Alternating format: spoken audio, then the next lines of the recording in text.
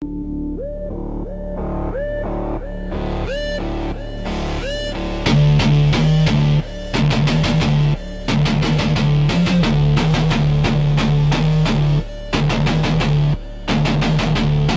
got the whole world in his hands.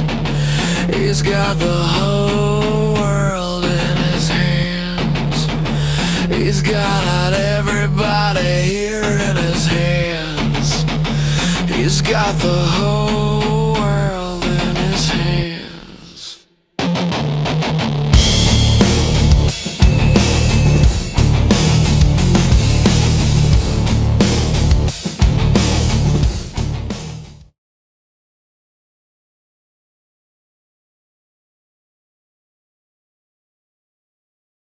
If you want the Epstein files and an affordable home, listen to this. In 2000, there was a company named Liquid Funding LTE that was founded. It was founded in Bermuda and was known as a shell company. A shell company is when a real company buys a fake company in order to hide assets from their public shareholders. The company that did this was named Bear Stearns. Bear Stearns is a bank that fell on March 2008. It was the first domino that fell that created the housing market crash. Okay, check this out. So, Bear Stearns buys Liquid Funding Ltd. They utilize it as a shell company to hide what's called CMOs. They had toxic CMOs, toxic mortgages, subprime mortgages that they need reorganized, and they need them reorganized in a way that they could sell them back off as good mortgages. So what Liquid Funding did is they took all the mortgages from Bear Stearns for the most part and reshuffled them into new decks. Imagine they had all these playing cards out on the floor and they were upside down and folded up and wet and weird, and their job was to dry clean, unfold, reorganize, and repackage a nice new deck they could sell off and make it look good, but in reality it was like a financial ticking time bomb. This financial ticking time bomb led to the 2008 housing market crash. Bear Stearns was the first big domino that fell to cause it. And the chairman in charge of creating the collateralized mortgage obligations for Bear Stearns that inevitably were sold back out into the public banking market that caused the great financial crisis of 2008, their chairman was none other than Jeffrey Epstein. And if that doesn't grind your gears, I don't know what will. I have been doing a lot of reading about Jeffrey Epstein's wealth. I've gone down a bit of a rabbit hole. Let's just quickly go back to the beginning.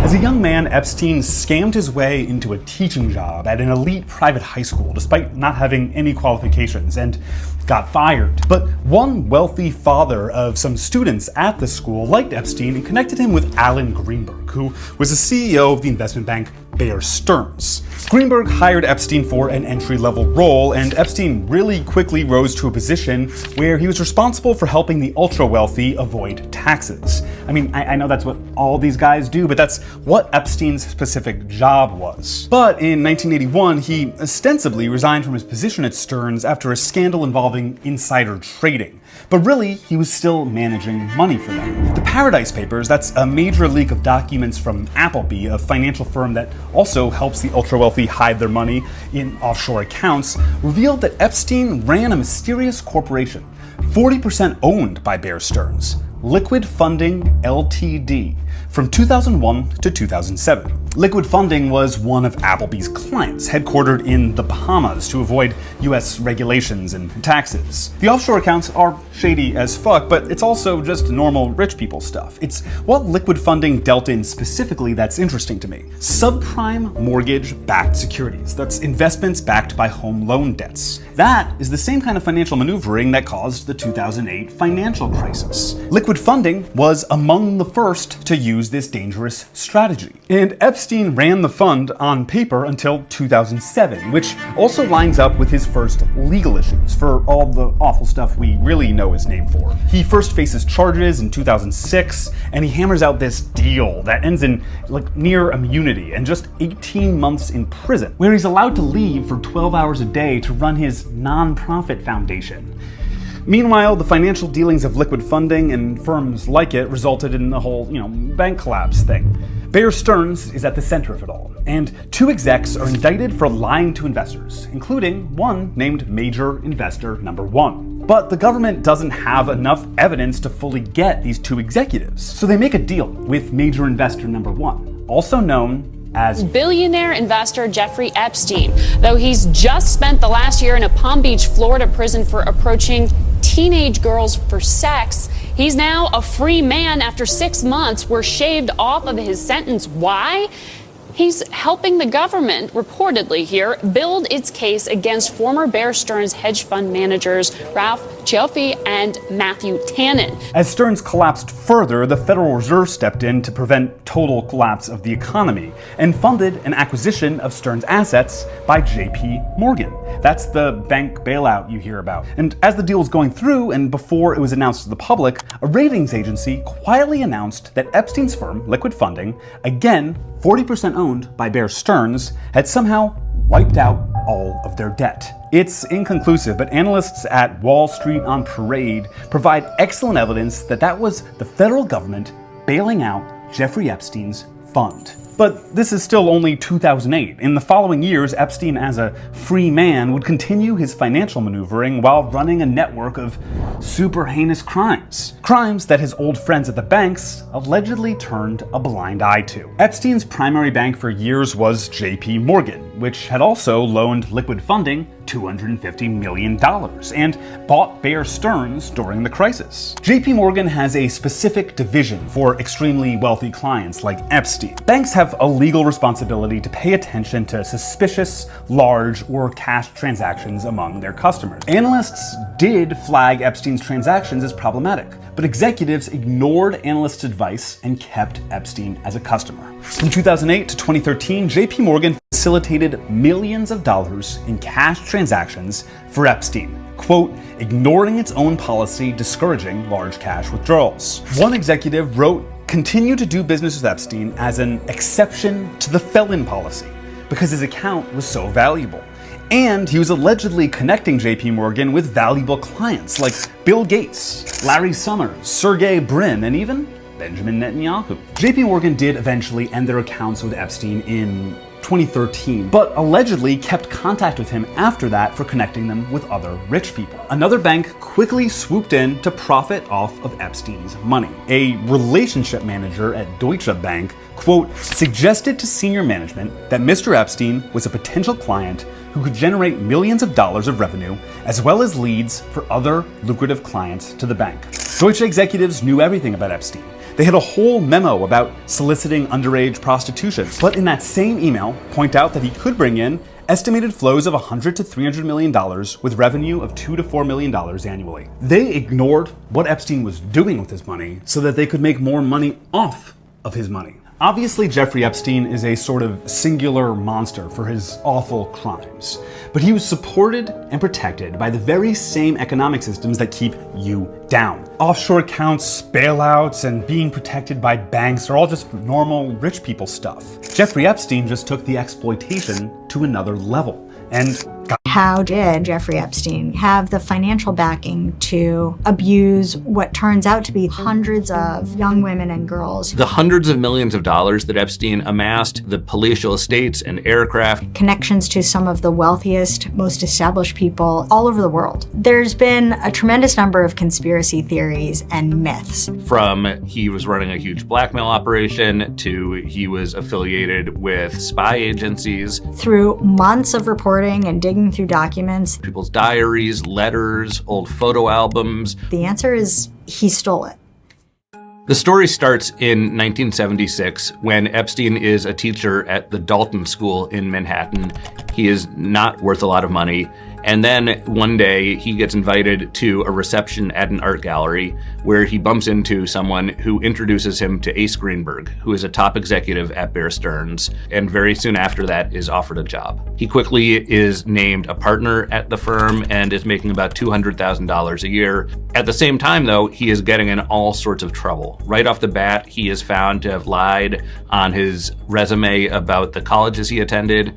After that, he gets busted for abusing his expense account, spending more than $10,000 on jewelry and clothing for his girlfriend, and even making an improper loan to one of his buddies from high school. But the thing that he has this mastery of is cultivating these relationships with people that are way above him in the hierarchy, and he gets very close very quickly to the firm's top executives. What's remarkable about Jeffrey Epstein's ascent during this time is he faces almost no repercussions. In 1981, he leaves Bear Stearns, and what we found is that he was on his own engineering small scams left and right. He solicits money for a supposed oil deal, ends up absconding with $450,000 of his client's money. He solicits more money to invest in deals that look a lot like market manipulation. By the late 1980s, he is paired up with a guy named Stephen Hoffenberg, who ultimately gets accused of running a huge Ponzi scheme, which Epstein is apparently linked to, although never officially accused of wrongdoing. At the time, he was very convincing. He was excellent at separating wealthy people, namely men, from large sums of money. Around that time, he meets the person that would become his most important benefactor. Les Wexner, who is the retail tycoon behind brands like The Limited and Victoria's Secret. Epstein immediately earns Les Wexner's trust by claiming that Wexner's current financial advisor is ripping him off. He gives Epstein blanket control over his finances, and Epstein uses that to enrich himself.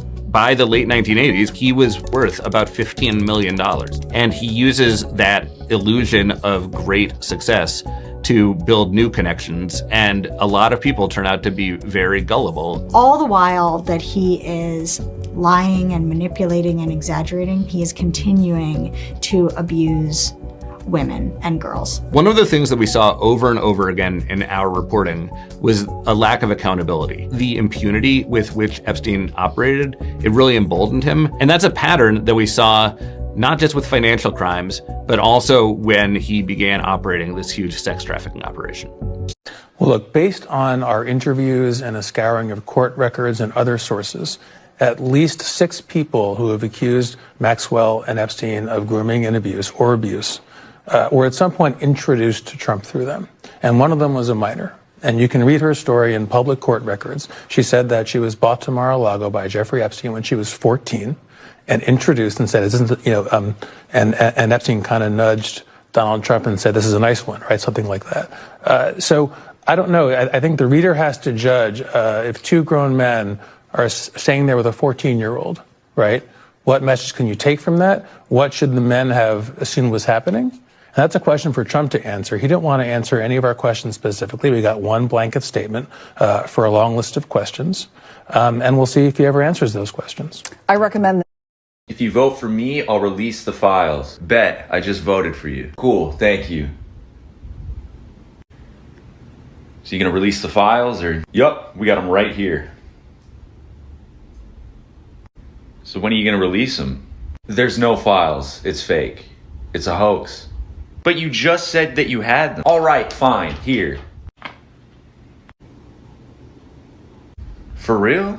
We're bombing Venezuela. This just broke. Listen to Donald Trump's major announcement about Venezuela. They have a big plant or a big facility where they send where the ships come from. 2 nights ago, we knocked that out. So what are we up to? Is that -1 or -2 wars that he ended?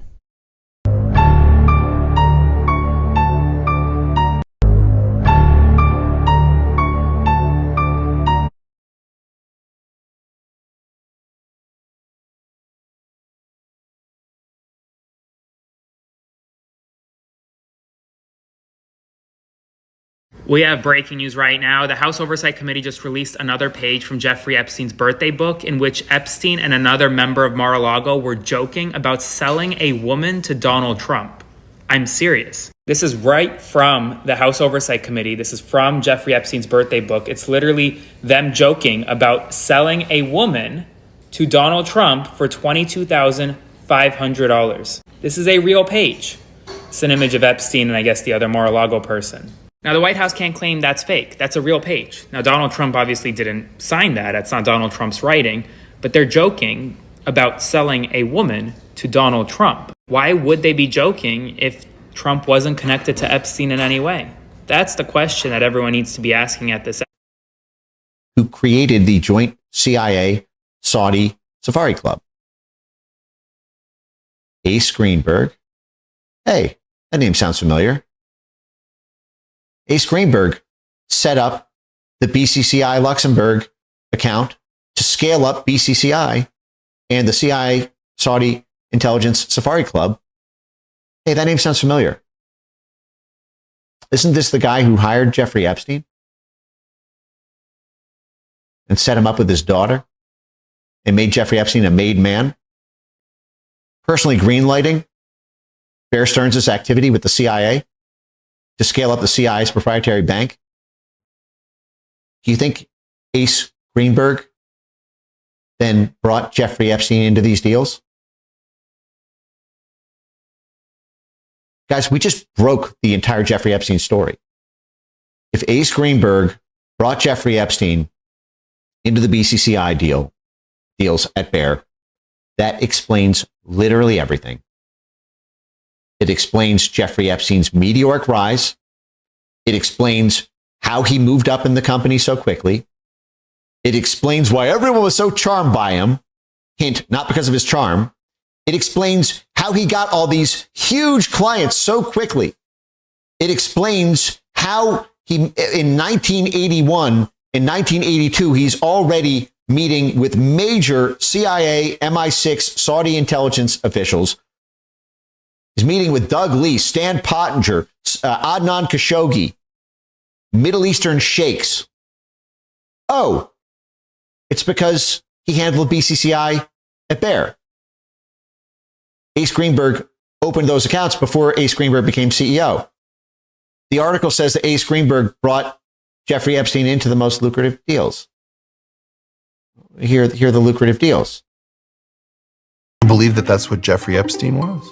You met him. Was he a disgraced financier? Jeffrey Epstein was absolutely connected to the Harvard Math Department. I want to know why.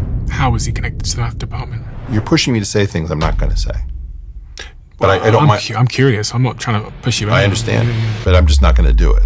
I don't know who he was. I don't know who ran him. He certainly was not a financier in any standard sense. Really? That was a cover story, yes. The way that we know Jeffrey Epstein, in the UK especially, is just this guy who was this rich guy who had this island, who brought people there and then did these despicable things. Do you believe that that's what Jeffrey Epstein was? You met him. Was he a disgraced financier? He wasn't a financier the day I met him. What was he? He was a weird guy who didn't seem to know a lot about currency trading. When you say a weird guy, what made him weird? I'm not going to go back through that. My point is, you're getting a different interview. Jeffrey Epstein knew a tremendous amount about my work when nobody knew anything about my work. And he had a pipeline into me that I didn't understand, which is that he was connected to my graduate program. And you can check out the conference called Exploring Gravity. Was it a gravity conference? Yeah. It was about gravity? Yeah. What the fuck was he doing talking about bloody gravity? He's a financier. It was very important to get Nobel laureates and some of the smartest people on Earth to come to the Virgin Islands and talk about gravity. Stephen Hawking was there, David Gross was there, Lawrence Krauss was there, Lisa Randall was there, right before his conviction. And I'm telling you, he was very focused on the Harvard Math Department, and he knew all about me in ways that he wasn't supposed to. I have to be clear on my understanding of what you're saying. What I'm hearing is you believe that Jeffrey Epstein was not a financier. He was planted in some way to interfere. He was a construct, is what I said. He was a construct in some way to mess with the progression of physics. When I met him, when the meeting was over, I immediately called my wife and I said, this person is not who they claim to be. Somebody has constructed this human being to be something that they are not. Jeffrey Epstein was a construct of something. Part of the problem with calling his plane the Lolita Express and calling his island Pedophile Island is that you just can't see all the different things that were going through this guy. Okay, we got a big Epstein file drop last night, and there is some really explosive stuff in it. Let me just cover a couple of the really most notable documents. And this is all deeply disturbing stuff, so huge trigger warning. So first we have a 2020 email from a federal prosecutor just warning his team that, hey, Donald Trump shows up on Epstein's jet log way more times than we thought he was going to. And here's the actual document if you want to pause and read it. But basically he says he is listed as a passenger at least 8 times between 1993 and 1996, including at least 4 flights on which Maxwell was also present. Remember how many times Donald Trump has said he barely knew her. We know this is a lie, but this is just more evidence. He knew her very, very well. This document is very disturbing. This is from a woman following up on a tip she had sent to the FBI saying, basically, I complained about Donald Trump because he was trafficking me. He also appears to have SA'd her. It's redacted, but one can infer. And then she seems to allege that she had been impregnated by one of the men who SA'd her and that her uncle and Donald Trump were present when her uncle unalived her baby. Gruesome stuff. Separately, we have a tip from Mark Epstein, who is Jeffrey Epstein's brother, basically saying, I am certain that Donald Trump ordered the unaliving of my brother in prison.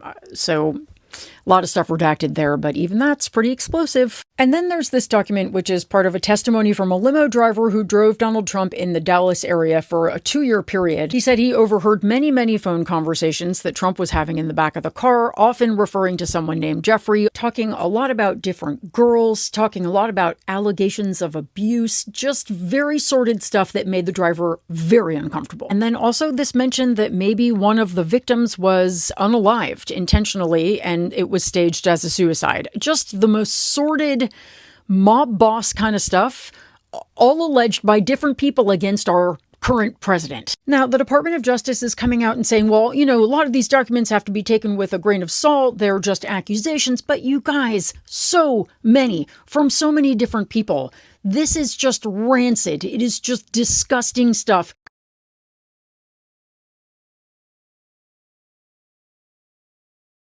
Last night, the second part of the Epstein files were released. I spent all night going through them, and I can tell you they're exponentially worse for Trump than the first drop. Here are the 9 most shocking things I found. In a witness statement from 2020, an individual claimed that Donald Trump had invited her to a party at Mar-a-Lago.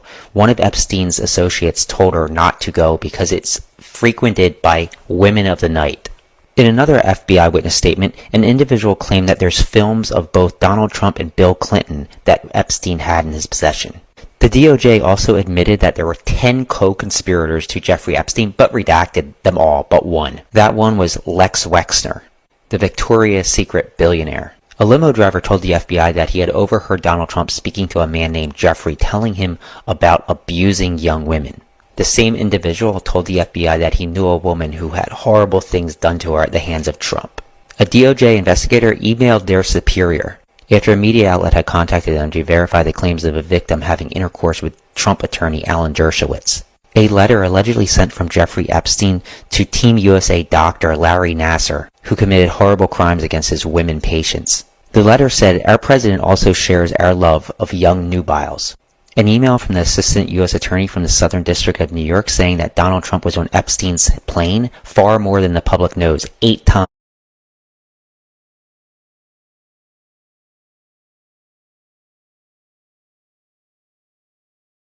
There's no way this is real. There's no way. There's no way that there's no way. Elon canceling the Adobe Pro subscriptions of the entire federal government. And that resulting in the entire Epstein files getting accidentally released fully unredacted because real redaction is a pro feature. Oh my, it's Doja's fault. Who's released the Epstein file? The guy that wants to put us on Mars, the guy that has more money than anyone has ever had, triple the money of any other person on Earth. That guy cut so much that he accidentally released the Epstein file, unredacted. He wants to put computer chips into your brain, too. One Twitter user, quote tweeting Redline News, which wrote Doge canceled a contract for Adobe Acrobat, wrote, "It turns out being able to copy and paste blacked out portions of the Epstein files into a notepad to reveal that it's just color block text has a very publicly available and obvious root cause." Another Twitter user wrote, Elon canceling the Adobe Pro subscriptions of the entire federal government, and that resulting in the entire Epstein files getting accidentally released fully unredacted because real redaction is a pro feature. I don't believe in the rapture anymore, but I definitely think we're like in the end of days or something. This is insane. If you want an easy way to look through the files, go to jmail.world, and 2 very clever developers have pulled all of the emails into a Gmail inbox that you can search and look through in the same way that you would if it were your own. You can search by keyword or person. You can also do like visit a random page and it'll just give you some emails to get you started. But it's not just the emails. J Photos, so all the photos are in there. J Drive, all the documents. J Flights, including who was on there with him.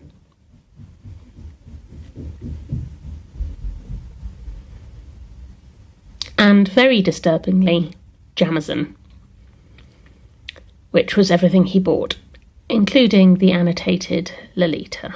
We need as many people as possible to be aware of this, so please like, comment, repost. Maybe chat in the comments about what you're wearing for New Year's Eve. I'll probably be wearing pyjamas, because I'm not going anywhere. Hey, you want to go to war? No. Oh. Hey, guess what? We took some of your Venezuelans and sent them to El Salvador. You want to go to war with us now? What did you do? The answer is still no. Hey, we blew up some of your speedboats carrying drugs. You want to go to war now? We don't carry drugs in speedboats. That'd be stupid. And the answer is still no. Come on. It's going to be like a little war, like a cute mini war. Like, trust us. It's going to be so quick. The answer is still no. Hey, guess what? We took one of your oil tankers. We have your oil. Go to war with us. What a no do you not understand? Well, you have our oil. That oil on your land is ours. So you need to give it to us. How is the oil on our land your oil? And no, you can't have it. Fine. Hey, Nigeria, you want to go to war with us? Our economy is going to collapse if we don't start a war. Venezuela, oil. What are we going to do with the oil that we have?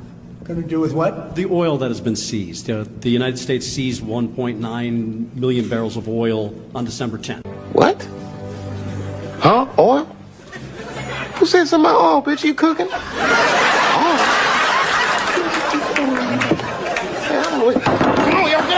You win? You have a problem with that? You know what you should do? You should sanction me. Sanction me with your army. Oh, wait a minute. You don't have an army. I guess that means you need to shut the up. That's what I do if I don't have no army. I would Although my uncle was at MIT, one of the great professors, 51 years, whatever, he was the longest serving professor in the history of MIT, 3 degrees in nuclear, chemical, and math. That's a smart man. Kaczynski was one of his students. Do you know who Kaczynski was? There's very little difference between a madman and a genius. But Kaczynski, I said, what kind of a student was he, Uncle John, Dr. John Trump? He said, what kind of a student? And he said, seriously good. He said he'd go around correcting everybody. But you wouldn't realize it on the surface, but that might be the most outrageous story Donald Trump has ever told. He's talking about his uncle who taught at MIT, supposedly teaching Ted Kaczynski, famously the Unabomber. And he's talking about how he had this conversation with his uncle saying how smart was the Unabomber, all these different things. 2 key problems. Number 1, Ted Kaczynski never went to MIT. He went to Harvard. Okay. More importantly, though, Ted Kaczynski was publicly revealed to be the Unabomber in 1996, more than a decade after Donald Trump's uncle died.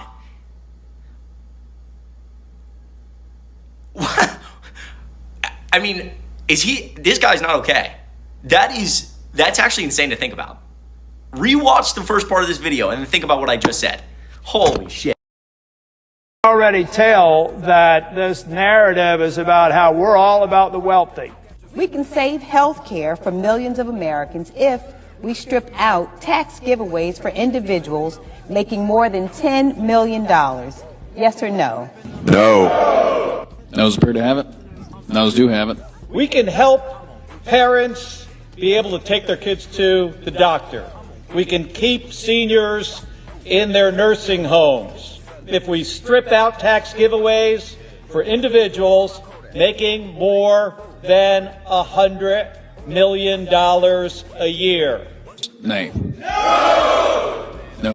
We have some news right now, horrible economic news for the United States of America again, as according to the Washington Post, bankruptcies in the manufacturing sector soar to the highest levels since the Great Recession between 2007 and 2009. And we took the freedom of speech away because that's been through the courts, and the court said You have freedom of speech, but I wasn't aware the president could unilaterally get rid of the Constitution. You know, one of the first things that dictators do in other countries around the world is eliminate the freedom of speech. And they eliminate the freedom of the press. Both, my friends, have been done in this country. Both.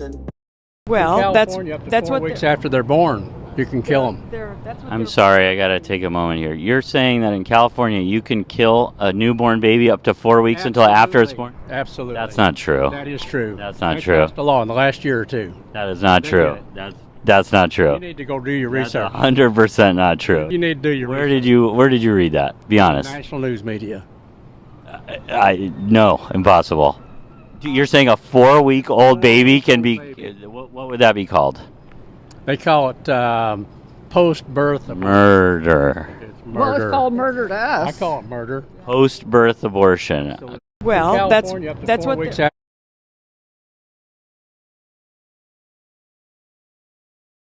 22-year-old girl in Maryland was on her way home from Taco Bell with her younger sister when they got pulled over, and ICE agents were like, documentation, please, because we live in hell. And so they provided documentation, but ICE didn't really care, so they pulled the driver out of the car. Dulce Consuelo Diaz Morales, a 22-year-old citizen, U.S. citizen with a 5-year-old child, and threw her in a van. And the sister was like, wait, my sister, Dulce Consuelo Diaz Morales, is a U.S. citizen. Please don't do this. They didn't care. They transferred her to a facility in Baltimore. So some attorneys got involved, and one of the attorneys previously worked for the Department of Homeland Security, and he was like, oh, it's fine. This is going to get cleared up in a few hours. Well, now these agencies have been flooded with Trump loyalists, the most incompetent, hateful, worst fucking people on earth, so it wasn't cleared up in a few hours. In fact, the attorneys, to the Baltimore facility, couldn't talk to their client. Then they learned through public records. They have not been able to talk to their client. They have not talked to DHS. They learned through public records that this individual was transferred to a facility in Louisiana and then a facility in Texas. A judge has ruled that she cannot be deported until this judge reviews whether she is actually a U.S. citizen, because the several attorneys claim that they have a watermarked birth certificate, several affidavits from people who were in the room when she was born, several immunization records. They're like, this is so clear. But, we're not like a country of laws anymore. Like, it just doesn't matter. The executive branch plays judge and jury. Will she be deported? It's possible because, again, constitutional crisis, the executive branch just does whatever they want. They hate brown people. This society blows, dude.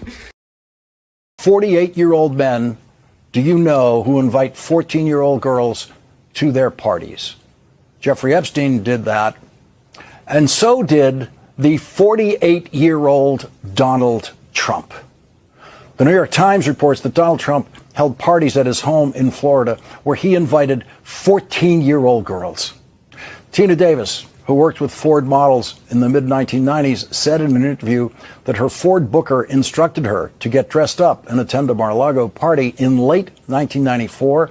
Just 14 and new to Miami, she was told to dress sexy, according to her mother, Sandra Coleman, who had accompanied her to Florida. 8 or 9 other models came along on the bus. All the girls were really young, Ms. Coleman recalled in an interview. Some of them could have been in training bras. When they arrived at Mar-a-Lago, Ms. Coleman said her daughter was promptly handed a glass of champagne. She took it away, but waiters kept offering more. Each time one of the middle-aged men at the party approached her daughter, Ms. Coleman would walk over and introduce herself as Ms. Davis's mother. During a trip to the bathroom, they ran into Mr. Trump's new wife, whom they had met earlier. Marla Maples clasped her hands. Ms. Coleman recalled and looked her in the eye. Whatever you do, do not let her around any of these men, and especially my husband, she told Ms. Coleman. Protect her. 14 years old, invited to Donald Trump's home, handed champagne repeatedly. Unlike her former husband, Donald Trump, Marla Maples, Donald Trump's second wife, responded to New York Times inquiries about that story. The New York Times reports Ms. Maples denied making the comment, "I would always protect young women in any way I could," she said, "but I am sure I didn't specifically say that about my daughter's father."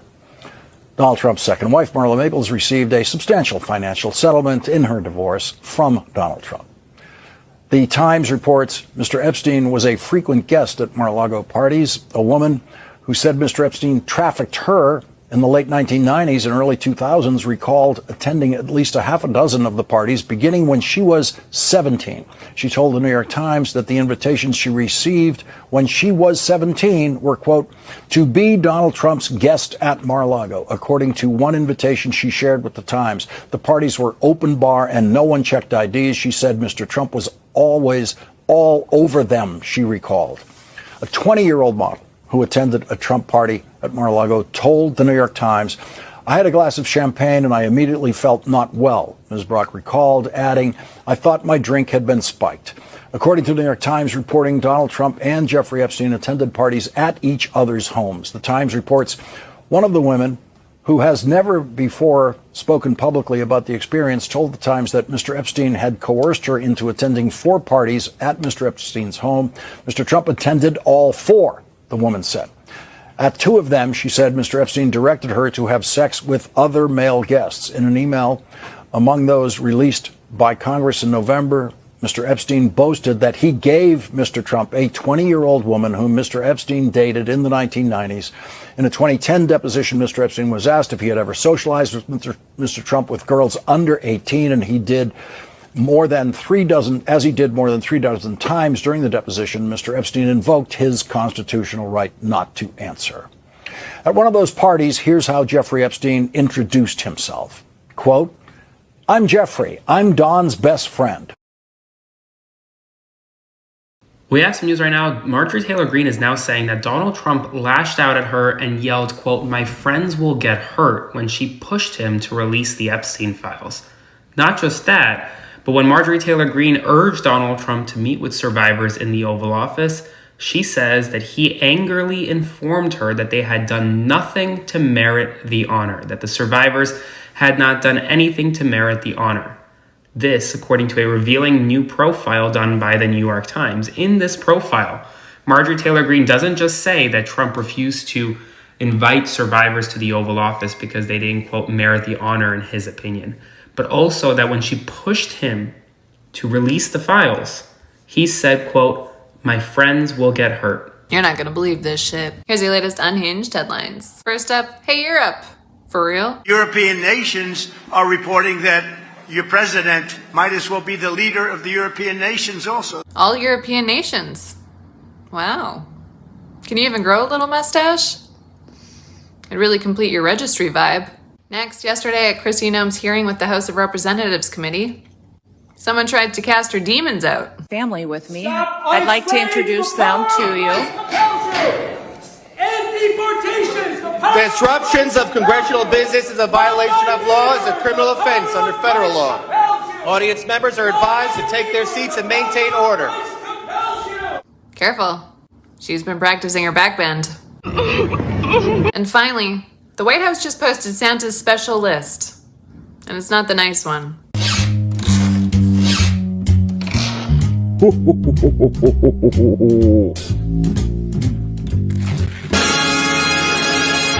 Better watch out, you better not cry. Who's this naughty list for? John Wick? Jokes aside, this is vile. You know, the Nazis had a list too. The Schwarze Liste. A blacklist of journalists they deemed threats. Many were killed by Hitler. So to all the journalists on this list, please be safe. Follow for more Unhinged. Some news this evening. The United States of America has conducted the first strike on Venezuela. This is confirmed by CNN. The United States Central Intelligence Agency, the CIA, conducted a drone strike on a remote dock near the coast of Venezuela. This is the president has announced that he wants all these sweeping changes to the Federal Reserve. Chair Powell is set to retire from the job in May. How much does that job matter to the consumer? How do you explain that? Well, it's one of the interesting things. So the president's going to appoint a new chair of the Federal Reserve. He's got great candidates. He'll appoint somebody, and we'll help that candidate get the information, be successful, and so we'll see what he does. But that's his prerogative. You know, he should do. There's, in my mind, there's too much fascination with the Fed. We're a country that's driven by the private sector, by what people do, and in the businesses and the companies, small companies and large companies, medium-sized companies, and entrepreneurs and doctors and lawyers. All these people drive our economy. The idea that we are like hanging on the thread by the Fed moving rates 25 basis points, it seems to me we've gotten out of whack. And so we got to get, since the financial crisis, the Fed had a big role in stabilizing the economy. That's what they're supposed to do. That went away a number of years ago. It came back a little bit in COVID. They're a lender of last resort. They're there to stabilize markets and price. But other than that, you shouldn't know they exist, quite frankly. So you don't worry about all this, hand-wringing of political interference with the Fed once that new position is. The market will punish people if we don't have an independent Fed, and everybody knows that. What do you see then as the biggest risk to the economy? Well, when you look out ahead, it's the question, wars and other things that could really shake up the markets. But the real question is will the consumer keep spending? In the U.S., we have the U.S. economy growing about 2.4% next year. But that's dependent upon the consumer that stays engaged. If the consumer becomes less engaged as we move into from 25 into 26 and slows down their spending, that's going to slow down the economy. So that's a risk. You just don't see it anywhere now. The second risk is wars and other things that could go on that could create shocks to the market. And, then there's the usual things, cyber events and things like that. But the real risk is, will Americans, if the companies in America employ people and pay them a little bit more, they will spend, and the economy in the U.S. will be fine. And then you have these investments in the stimulus from the Tax Act.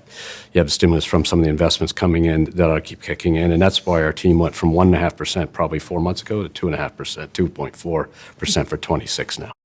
We have some news right now. The boycott of the Kennedy Center because of Donald Trump by musicians and artists is growing this evening. More artists are canceling as we speak. The New York Times.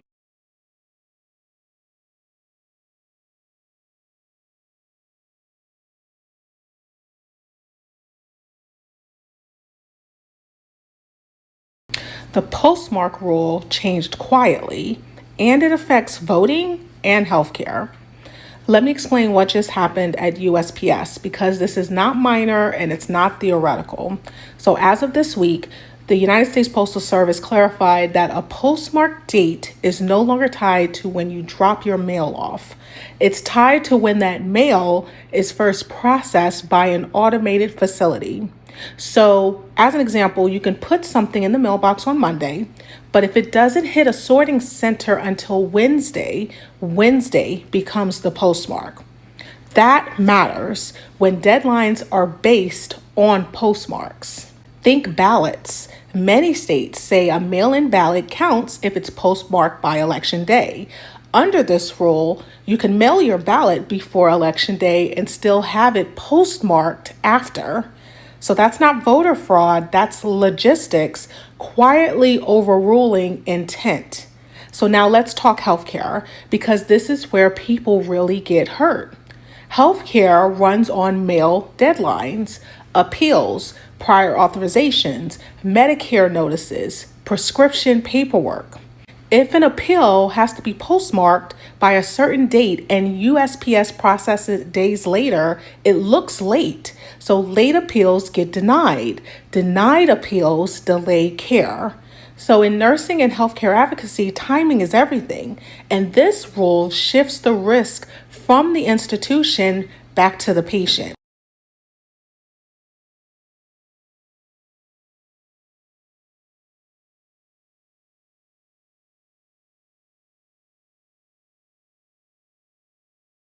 It's been a wild 24 hours in foreign policy. Here's what you missed. Iran's president says that the country is at, quote, total war with the United States, Europe, and Israel.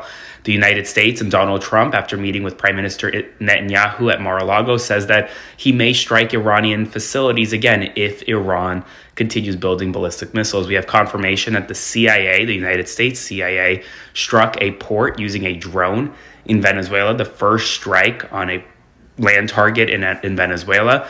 In Russia, Vladimir Putin says that Ukraine targeted his home using massive amounts of drones. Ukraine says that's absolutely not true. Donald Trump spoke with Vladimir Putin on the phone. Trump said he was shocked to hear that. He then questioned whether it actually happened or not.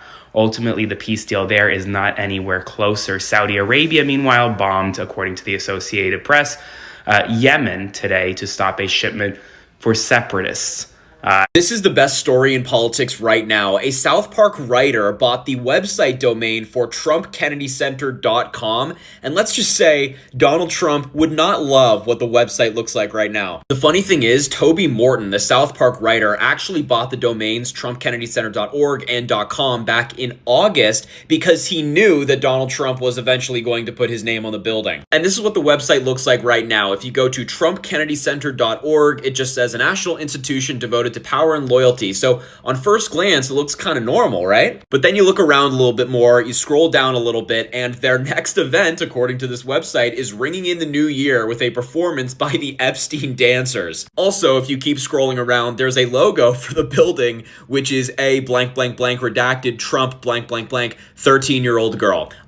Can I just say how crazy it is that America is struggling? Like, how do we protect our children from gun violence? Oh, how do we stop people from starving even when they work 3 jobs? There's nothing we can do. Meanwhile, Europe is so far ahead. They truly have first world problems, you know?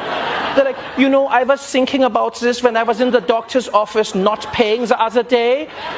But isn't it so stressful how you have like one charger, but then you need like a different charger? I was thinking about this. I mean, you know, there are many changes we could make. Yeah, I learned about this in university that I also didn't have to pay for. You know, you can like apply your mind and you can do this, you know? It's all about your perspective, guys. All right, I'm going on paternity leave for an entire year. See you guys later. Auf Wiedersehen. Tschüss.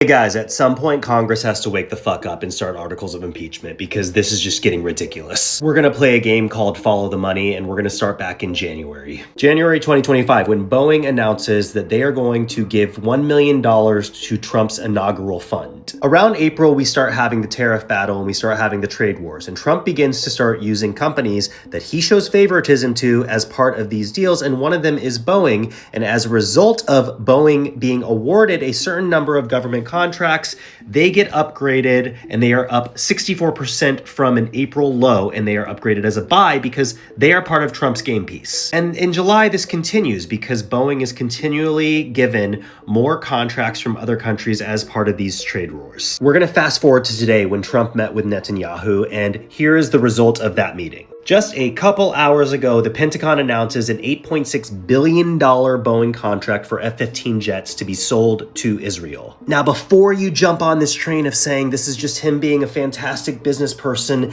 and he is now creating more jobs and more opportunities and more investment in the United States of America with Boeing as an American company, you need to hold on for a second. And here is why. Because in August of this year, Trump bought between $1 to $5 million worth of Boeing bonds. And then in September, he bought more bonds. The president of the United States is investing in companies and then is securing deals for them that is surely going to make their stock price go even higher, because right now they are projected to hit a 275 mark. We have never seen this level of a president abusing his power for his own financial gain. I don't know, you guys. The last time that I checked, I don't recall middle-class Americans having $5 million in bonds and then being able to secure an $8.6 billion deal that is surely going to jack up their valuation. He walked in, he said, "This place is gorgeous." I don't think he wants to go to the White House anymore. That's the problem. I'm ready to go to the White House. I know. The White House is a very special. As of this time right here, Donald Trump has not posted to True Social for 35 hours. I don't know if that's a record, but it feels like one. And if you're curious what he left the world on for 35 hours, basically he just said that Obama committed treason by allowing Iran to build nuclear weapons. I'm not a huge show you all the receipts guy because honestly I know that my viewership is so educated that I really just don't need to show you all of it. We can just call out stupid for stupid. Feel free to look any of this up or share this with a MAGA influencer that you've heard of and just have them try and look it up. But in 2015 we signed the Joint Comprehensive Plan of Action, which was a agreement with us and Iran that they would stop producing weapons-grade uranium and they would only use uranium for energy nuclear programs. I mean, energy first, right? That's what we're all about. And then in addition to that, there will be international oversight that would allow for them to go in internationally and check to make sure that they were not producing weapons-grade uranium. That was the agreement. Then 3 years later in 2018, Donald Trump just canceled that deal. And then from that point forward, there was a massive increase in the amount of enriched uranium, weapons grade uranium, that Iran was able to and was producing. And it got so bad that they were then claiming, not only Trump, but the genocidal government of Israel were claiming that we're about to have a weapon, which is something that Israel has, and Benjamin Netanyahu specifically, has been claiming since the 1990s. Iran was about to have a weapon, but they were not. And so they, by Trump's account, started a war with Iran. Israel and Iran, I guess he's saying, but he also says we were involved because we were the one who ended the final strike, right? He goes and starts a war with Iran, hypothetically, and then he just sends bombers from way too far away, if they had to fly for 32 hours, to go bomb some site that he says we just did perfectly. And also we had a bunch of missiles coming from submarines, and also our submarines are the best. All this is what's happening every single day. So what even was this shit again? Biden and Obama, there you go, count two more right there. Gave Iran over $220 billion to research and build nukes.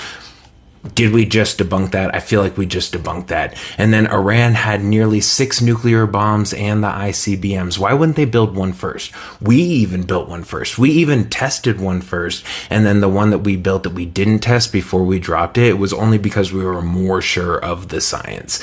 Democrats were going to take away your fossil fuels so millions would freeze and starve.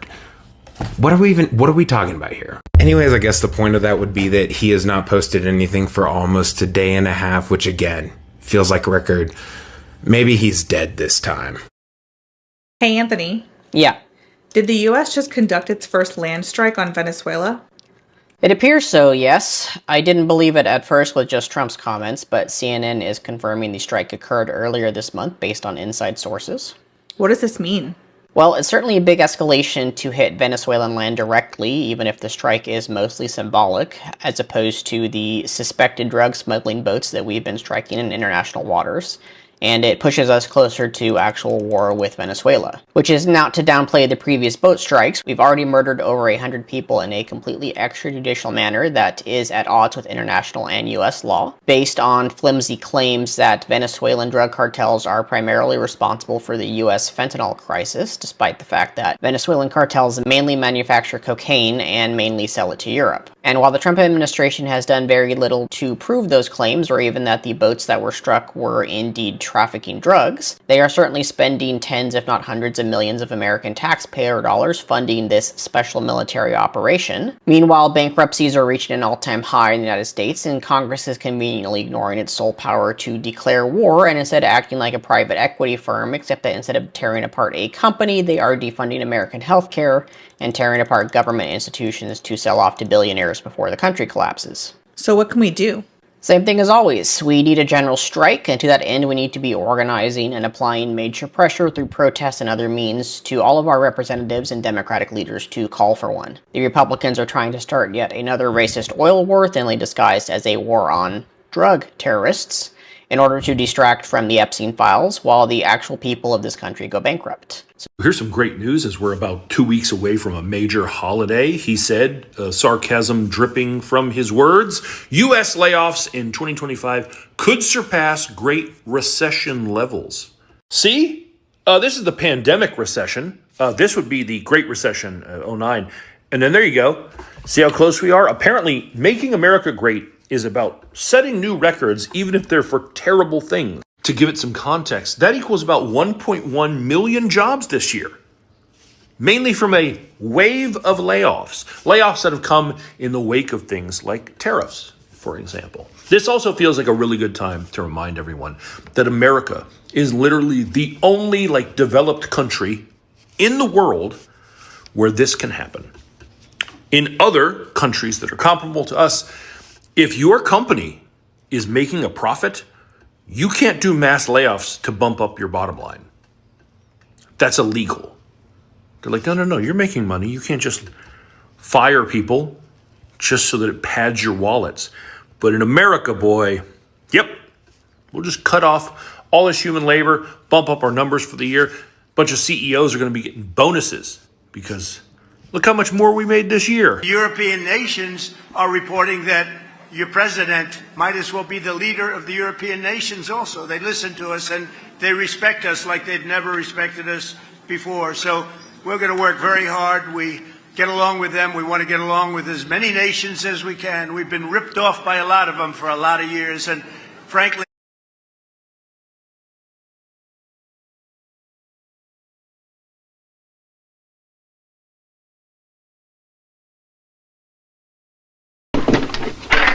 this is what I found. The key to Robert Forrest's fascist organization. Of course, they didn't call it fascism. They painted it red, white, and blue and called it Americanism. And here are the funds to see it through. Fantastic amounts subscribed by a few private individuals to whom money didn't mean anything anymore, but who wanted political power.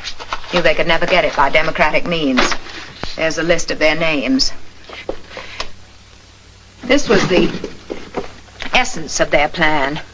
Here are some articles ready for release to stir up all the little hatreds of the whole nation against each other. This was an article to be published in an anti-Semitic paper attacking the Jews. This was to be used in the Farmers' Gazette to stir them up against the city dwellers. Here's one attacking the Catholics. Anti-Negro, anti-labor, anti-trade union.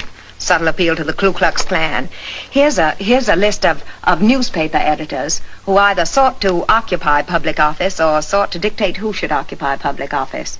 And when they failed, felt that the public was a great stupid beast. Here's a list of men who served their country in the last war and were failures in business and again longed for the power of rank and the prestige of a uniform. In there are the names and addresses of the men who were designated to be America's first stormtroopers.